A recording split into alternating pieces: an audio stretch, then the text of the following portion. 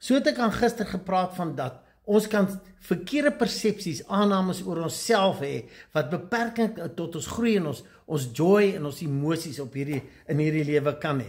Maar so kan ons dan ook persepsies van omstandighede en persone buite ons hê. Nou jy moet net een ding mooi onthou, elke persepsie wat jy het, is jou waarheid. Dis dalk nie die waarheid nie, totdat jy ander inligting kry, is dit jou waarheid.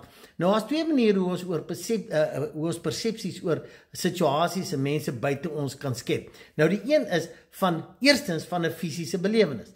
Jy dalk saam met iemand het jy koffie gedrink of wat ook al, en jy voel nie lekker oor so 'n persoon nie. Onthou net gou, niemand is volmaak nie. Nie ek nie, nie jy nie. Niemand is altyd perfek nie. Jy dalk iemand net op 'n slegte dag gekry of iemand is net af of jy weet nie wat is hulle emosionele omstandighede op daai stadium nie. En dan maak jy oordeel. En dis hoekom ons moet ons persepsies van tyd tot tyd hersien.